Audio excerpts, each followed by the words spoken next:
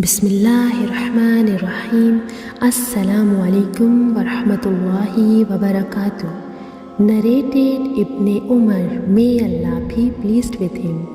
Allah's apostle said, I have been ordered by Allah to fight against the people until they testify that none has the right to be worshipped but Allah, and that Muhammad is Allah's apostle, and offer the prayers perfectly and give the obligatory charity. So if they perform that, then they save their lives and property from me, except for Islamic laws, and then their reckoning accounts will be done by Allah. Jazakallah. Subscribe to our channel to stay connected. If you like our videos, then like and share them. And don't forget to press the bell icon to get notifications of our new videos. Thank you.